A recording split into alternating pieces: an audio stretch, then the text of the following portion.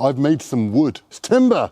It's timber, James. Thin, long, and very, very strong. Milwaukee have very kindly sent us this pack-out crate and this padded slip. What is in it? Oh yes, it is the track saw in there and the guide rails in there. And I thought to myself, why do they want to send it to me? Because I'm not really a carpenter, I'm not a chippy. I don't do that much woodwork on our channel, but now is our chance. And to be quite honest, I think it'd be good to get a novice's perspective on this machine. Let's check it out. We're Machinery Nation. We bring you videos every Tuesday and Friday all about tools and machinery. Let's get cracking. Tested by Machinery Nation. Right, let's get it out of the box and see what we've got. Oh, we've got some cardboard with a circular saw blade on the top and a track saw. Ah, look at that. How amazing. Look at it. So excited. Dust bag. I am like a kid in a sweet shop right now. I love stuff that I don't really know anything about because it's just exciting, isn't it? Look at those tracks, and they're red. Is that a UK thing or is that a US thing? I thought they were going to be silver. They're red, which is amazing. Look at it. That is lush. That is so nice. And there's two of them.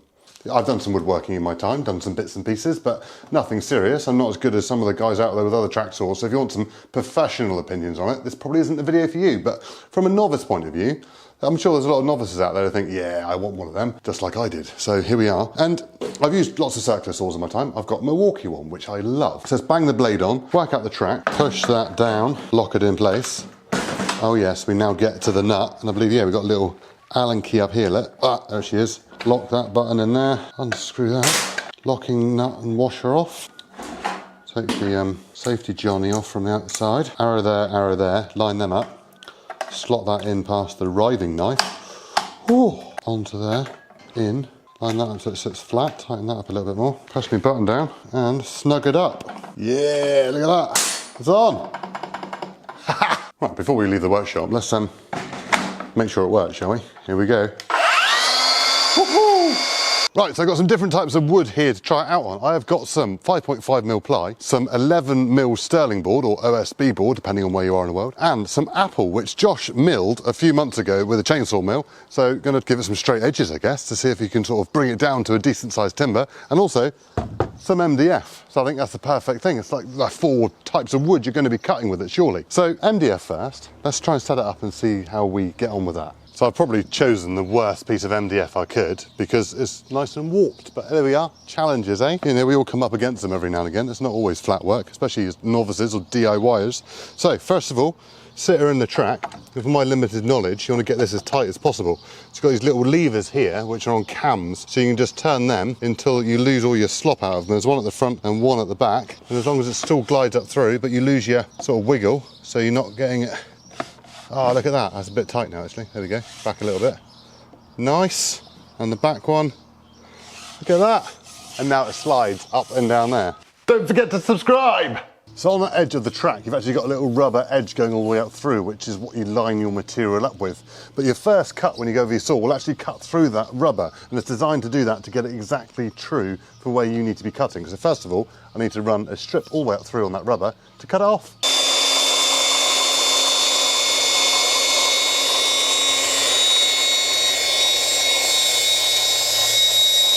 That's cool.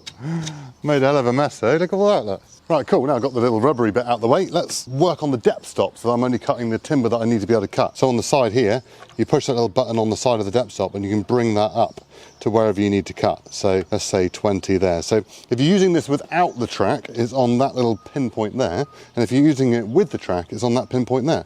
So if I want to do it at 20, you click it in there. And then you can test that. I could take the battery out for this bit, I suppose. And then that will drop it down to the desired height on the bottom, and you go down through that. Want to go down further, push that all the way down through, and then it will drop it down even further again. Let's give it a go.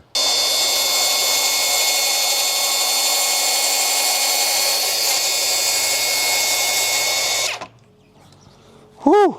Right, so I didn't have it down quite low enough there, so I'm going to drop it down another couple mil. There we go. And give it another whirl, but this time I'm going to mark some points on each end, line it up, clamp it and do it properly. Right, I want to cut that on an angle. I don't want to draw a big line all the way up through my board to follow with my circular saw, and obviously I want a nice straight line. So what you're going to use? Track saw with a track. So let's say it is 50mm this side, or Milwaukee tape measure and Milwaukee Inkzall pen, obviously, and 100mm that side. Perfect. Line it up with my board here and there. So the track is exactly where I want it, but I want it to stay there. I definitely don't want it to move as I'm going up through, as I move around the side if you're in an awkward area. So I'm going to try and clamp it. Unfortunately, I don't have any red ones of these. Perhaps I should, but I'm going to clamp it just back here. There's probably some special way for this. I'm a novice and I don't have all the proper stuff, so clamp that there and then do the same around this end. Clamp that that side. Hopefully that will give me enough room to be able to pop my saw on and go all the way through. Look at that. PPE, which is Milwaukee, by the way. Milwaukee goggles with the gasketed glasses. Love that. Stops the dust going in and around the outside. And a Milwaukee dust mask. What more could you wish for? Oh, I think I've done this wrong.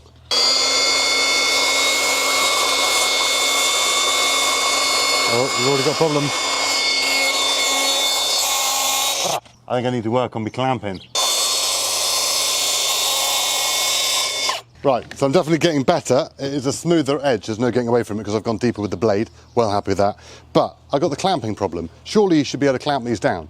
Please pop it in the comments of how I should be clamping this to my work. Or do you not? Or do you just sit there flat and then just go for it without nudging it? I need some help. Are you like me and every time you pull your phone out your pocket when you're doing something dusty and it's covered in dust and you can't see it and you don't want to wipe it off, you don't want to scratch it, you're going to clean the camera? Well, VS Geo have sent us a tool to be able to sort that out. Oh yes, they have. It is a little blower with a brush. And to be quite honest, when I first saw it, I thought, nah, it's all right, isn't it? Wow, I'm surprised because it's amazing. It's got a little fan in it. Hear that? I say little fan, it is quite cool. So now you can just blow off your phone, brush it off with a brush without scratching it, and then the important bit around the camera, you can clean it and around all the camera without damaging a thing. I really like it. It stays in our camera kit now and has done for several weeks since we had it. Just I needed a dusty job to be able to do to show it off. Well happy with it. Also, if you're chainsawing, you always get dust everywhere, especially in our main camera that we're filming with. So we'll be using it around that. So if you do filming with the camera or we just fed up with pulling out a dirty phone and not being able to clean it properly, then that is a tool for you. The link is in the description for this product. You know you want it. Right, so I got these nice bits of apple which Josh milled with the chainsaw mill earlier in the year, and I want to make them into planks. I want to be able to use them something. So I'm just cut off sort of the waney edge on the side for that, because they're a bit of a funny shape. They're bent like a banana. So I'm going to cut them up through the middle and then do them long ways to see how many boards I can get out of them. Right, so I now need to lie my track down on it to be able to make as much timber out of it as possible. So line it up that end and this end.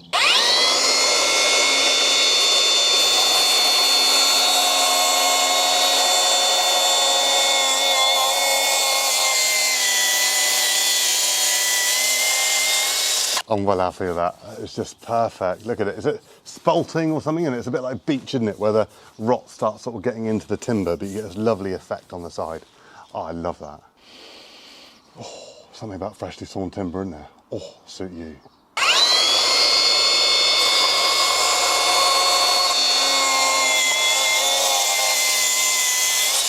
Oh, nice. If that doesn't look like a good bit of lumber, I don't know what does. Lumber, James? I'm not American, I'm English. It's timber. It's timber, James.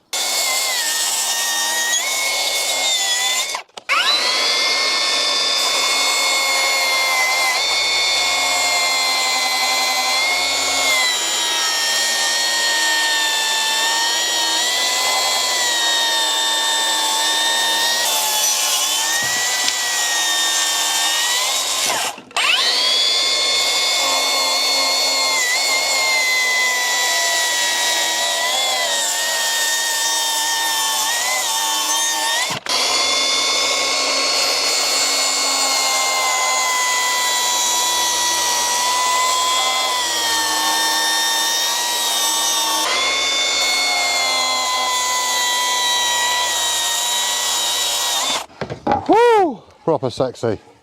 Look at that. That's lush. Love it. I'm well happy with that. It is proper. I've made some wood. Like to work with wood. I know. Tick in the box. Off the bucket list, James, it's done. Long timber, no problem. I know both of them put together is like 9 feet.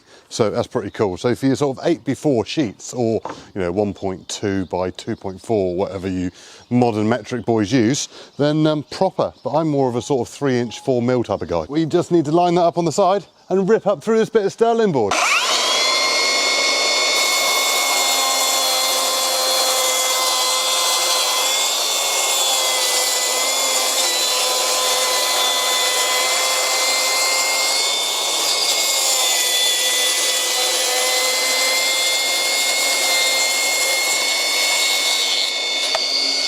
Woo! Ah, missed a bit. There we go. That is the straightest edge I have ever cut. Simple as that. Right, and now time for some 5mm plywood. Oh yes, thin, long, and very, very strong. Let's do it.